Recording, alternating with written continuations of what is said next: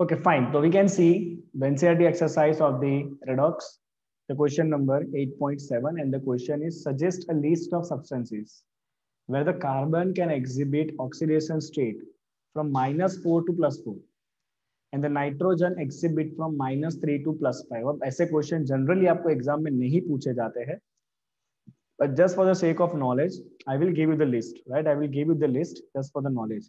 Okay, so if you talk about the carbon, आपको very करना है -4 से +4 तक. So carbon from -4 to +4 oxidation state, और यहाँ पे हम लिखेंगे नाइट्रोजन के कंपाउंड. ये क्वेश्चन आपको एग्जाम में नहीं पूछा जा सकता है. नाइट्रोजन फ्रॉम -3 to +5 स्टेट. Okay, let's start from the minimum state. Okay, तो कार्बन CH4 के अंदर कार्बन का स्टेट होता है -4, right. Then in C2H6 that is ethane, इसमें आप कार्बन का स्टेट निकालोगे -3 आएगा. इसके बाद C2H4 इथीन में अगर आप कार्बन का स्टेट निकालोगे it will come to -2. And if you find the oxidation state of carbon in ethyne C2H2 it will come as -1, right. Then if you find the oxidation state of the carbon in C6H12O6 glucose, तो इसमें carbon का oxidation state 0 आएगा. You can find it out, right. Then if you find the oxidation state of the carbon in C6Cl6, right. Okay, तो इसके अंदर carbon का oxidation state आने वाला है +1. कितना आएगा कार्बन का ऑक्सीडेशन स्टेट? +1 आएगा. Okay, if you find this in CHCl3, तो यहाँ पे कार्बन का स्टेट +2 आएगा, right. Then in oxalic acid COOH twice, this is oxalic acid COOH twice, जहाँ पे कार्बन का स्टेट आएगा +3, right. And at last if it is CCl4 और कार्बन डाइऑक्साइड, इसमें कार्बन का स्टेट आता है +4. तो you can see carbon can exhibit from -4 to +4 all the oxidation state. चलो उसी तरह से नाइट्रोजन का देखते हैं. Nitrogen if it is ammonia NH3, nitrogen exist in -3 state. If it is N2H4 it exhibit in form of -2. If it is N2H2, the nitrogen exhibit in -1 form. If it is free nitrogen, it will be 0 definitely. If it is N2O, N2O में nitrogen का state होगा +1. If it is NO, nitric oxide जिसे कहते हैं, NO is called as nitric oxide, तो यहाँ पे nitrogen का स्टेट रहेगा +2, right. If it is N2O3, so N2O3 अगर हुआ तो नाइट्रोजन का स्टेट होगा +3. इफ इट इज N2O4 तो नाइट्रोजन का स्टेट होगा +4. इफ इट इज N2O5 तो नाइट्रोजन का स्टेट रहेगा +5. So these are the list of the compound in which your nitrogen is in the varying form, right. जो आपको कहा गया है -3 से +5 और कार्बन में कहा गया है भाई -4 से +4 बना के दिखाओ. तो ये आपको एग्जाम में बिल्कुल नहीं पूछा जाएगा, but just for the knowledge purpose I have shared it with you. चलिए नेक्स्ट देखते हैं. While sulfur dioxide SO2 and hydrogen peroxide H2O2 can act as oxidizing as well as reducing agent in their reaction, ozone and nitric acid act only as oxidants, मतलब oxidizing agent. Why?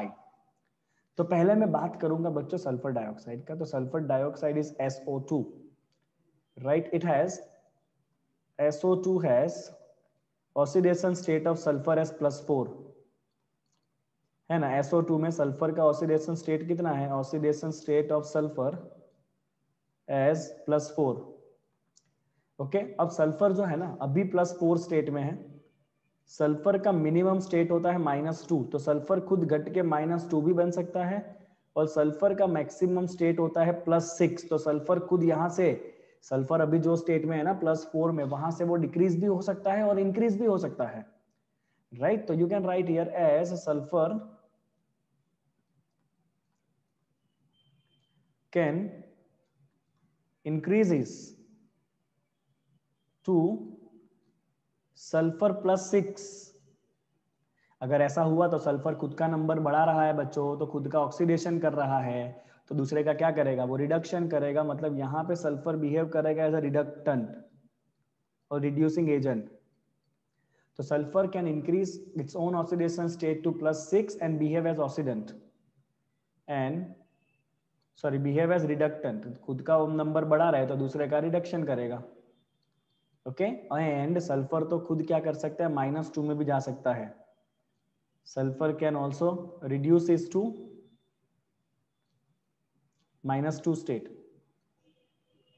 अगर खुद reduce हो रहा है तो दूसरे को increase करने का काम करेगा, दूसरे को इंक्रीज करेगा मतलब खुद बिहेव कर रहा है as an oxidant, that is oxidising agent की तरह वो बिहेव कर रहा है, and it behave as oxidant. और वो कैसे बिहेव करेगा भाई, वो बिहेव करेगा एज ऑक्सीडेंट। ठीक है, अभी दूसरा आपको दिया है हाइड्रोजन पेरोक्साइड। हाइड्रोजन पेरोक्साइड मतलब H2O2। हमें पता है पेरोक्साइड में ऑक्सीजन का ऑक्सीडेशन नंबर होता है -1, तो यहाँ पे ऑक्सीडेशन स्टेट ऑक्सीजन का है -1। यहाँ पे oxidation state of oxygen is -1। यहाँ पे ऑक्सीजन का जो स्टेट है बच्चों वो -1 है। हमें पता है कि जो ऑक्सीजन होता है वो अभी -1 में है, बट ऑक्सीजन का लोवेस्ट स्टेट होता है 0, that is a free state, और ऑक्सीजन का हाईएस्ट स्टेट होता है 0, दैट इज फ्री स्टेट, और ऑक्सीजन का लोवेस्ट स्टेट होता है -2 जो नॉर्मल ऑक्साइड में होता है। तो ऑक्सीजन के पास भी अभी मिडल वाला ऑक्सीडेशन नंबर है -1, तो वहां से ऑक्सीजन खुद का नंबर घटा सकता है, खुद को रिड्यूस कर सकता है, दूसरे को ऑक्सीडाइज कर सकता है, मतलब oxygen can behave as oxidant. On the other hand oxygen -1 से 0 हो सकता है, खुद का नंबर बढ़ा के ऑक्सीडेशन कर सकता है, तो यहाँ पे वो दूसरे का रिडक्शन करेगा, it can behave as a reductant. I hope you are getting this thing right. तो यहाँ पे आपका जो H2O2 है, मैं खाली शॉर्ट में लिखूंगा, आपको एग्जाम में आए तो इस तरह से लाइन लिखनी है कि oxygen can increase its own state to 0 and it can behave as a reducing agent or reductant, and oxygen can increase its own state, decreases its own state to -2 and behave as oxidant। इस तरह से आप same statement बना के लिखोगे। ठीक है, मैंने आपको ये जो ओवरव्यू दिया है इसमें सारे स्टेटमेंट आप बना के लिख सकते हो। तो H2O2 can also behave as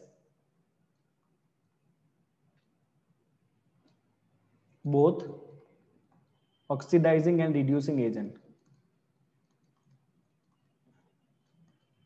both oxidizing and reducing agent, कोई दिक्कत नहीं है।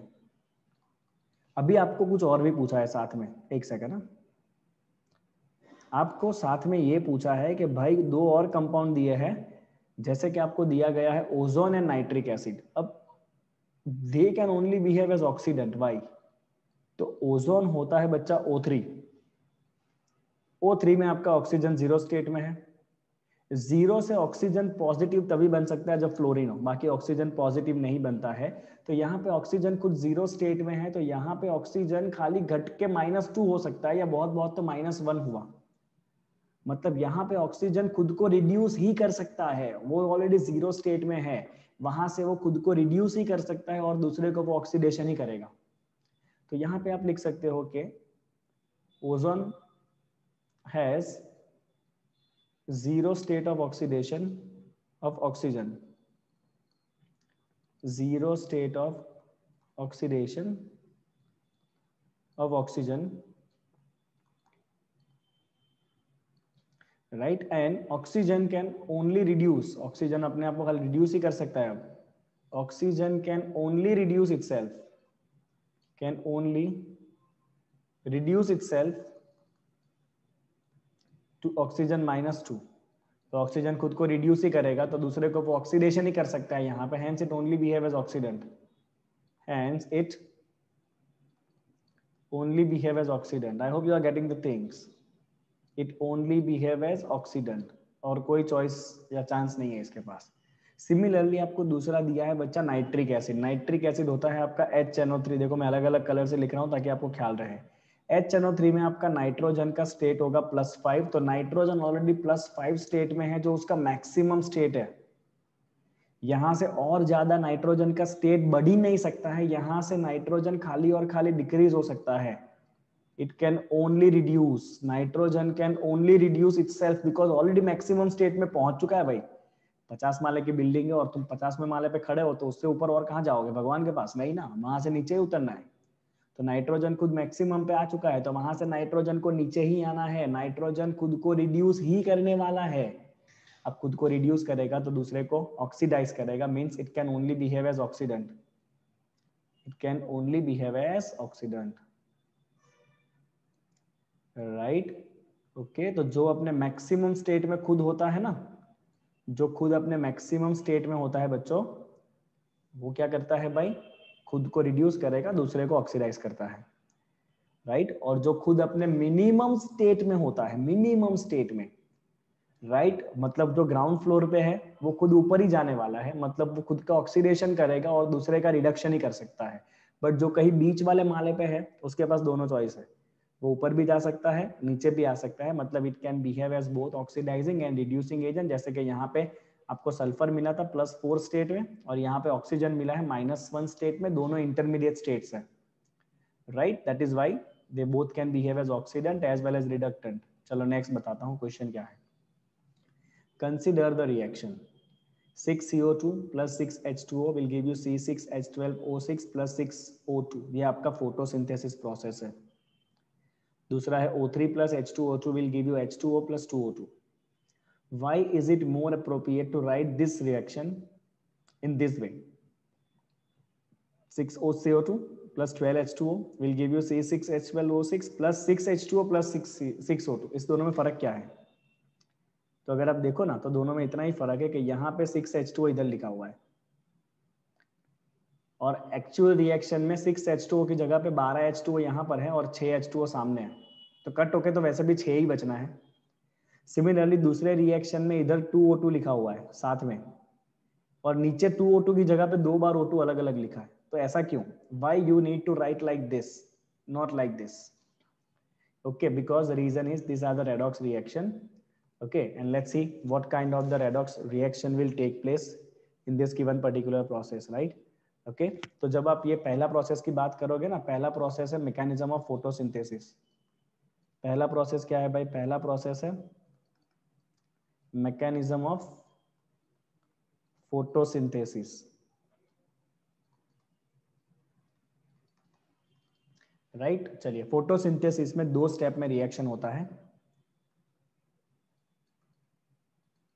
राइट। और उसका पहला स्टेप है 12 water molecule 12H2O will be decomposed to produce 12H2 gas plus O2 gas। that's the first step which is decomposition of water। क्या है भाई? पहला स्टेप है decomposition of water है, that's the first step जहाँ पे water molecules are getting decomposed। और फिर दूसरे स्टेप के अंदर क्या होगा? कार्बन मोनोऑक्साइड जो होगा हवा में, कार्बन डाइऑक्साइड CO2, राइट, वो रिएक्ट करेगा इस हाइड्रोजन के साथ जो पहले स्टेप में निकला था वाटर में से, right. And then it will produce C6H12O6 in the solid form, that is glucose, whatever fruits are there, and 6H2O liquid,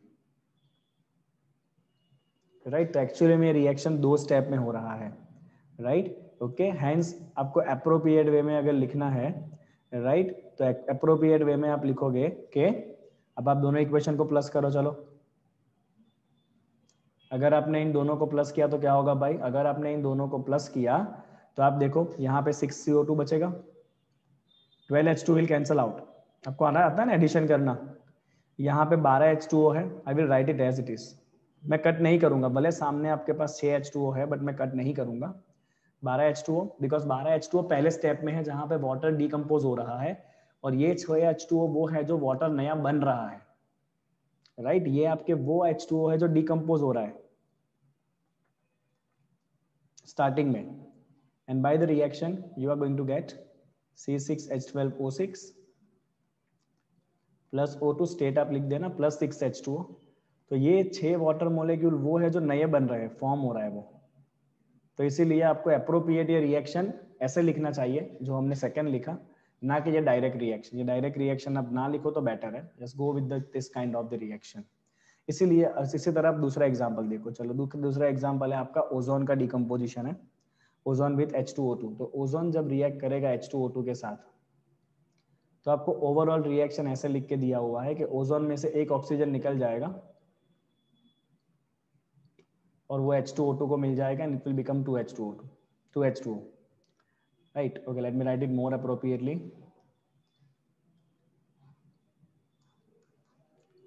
क्या हुआ रिएक्शन में, इधर से एक O निकला और एक O इसको मिल गया ओजोन को, तो इधर से एक O निकला और एक O इसको मिल गया ओजोन को, तो 4 ऑक्सीजन हो गए, दैट इज 2O2,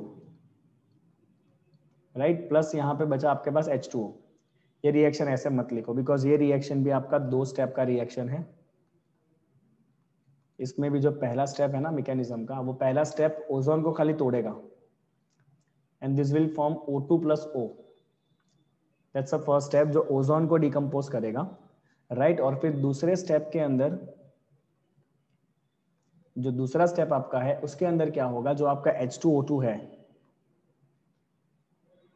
राइट, उस H2O2 में से एक ऑक्सीजन निकलेगा और ये हो गया आपके पास H2O, राइट। और ये H2O2 में से जो एक ऑक्सीजन निकलने वाला है वो इस ऑक्सीजन के साथ कंबाइन होगा, ओके।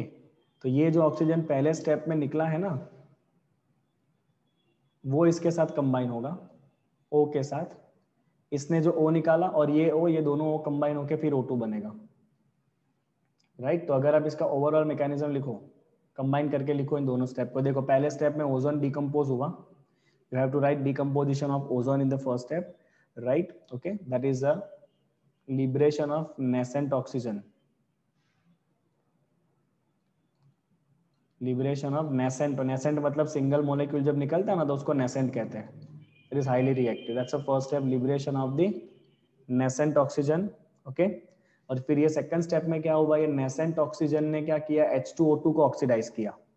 सेकंड स्टेप में क्या हुआ, सेकंड स्टेप में हुआ oxidation of H2O2 by the nascent oxygen, oxidation of H2O2 किसने किया भाई, ये किया by this nascent oxygen, that's a two step reaction। तो इसीलिए इसको हम ऐसे लिखेंगे by H2O2 plus O3 will give, मैं O को कट कर सकता हूं अब सामने सामने से, I can cut it like this, will give me O2 plus H2O plus एक और O2, मैंने दोनों O2 को अलग अलग लिखा बिकॉज ये एक O2 कहाँ से आया है, ओजोन में से आया है, पहले स्टेप में से, फ्रॉम डिकम्पोजिशन ऑफ ओजोन। और दूसरा O2 कहाँ से आया है, आपका जो ऑक्सीडेशन प्रोसेस हुआ उससे जो O2 बना वो दूसरा ऑक्सीजन है, that is from step 2, and that is why you should write this reaction like this, okay. तो आपको इस तरह से मैकेनिज्म समझना है इस रिएक्शन का, ठीक है ना। ओवरऑल रिएक्शन तो यही हो रहा है, बट ये एक्चुअल में हो इतने स्टेप में रहा है ये reaction, okay fine. I hope it is very very very clear to you, ठीक है।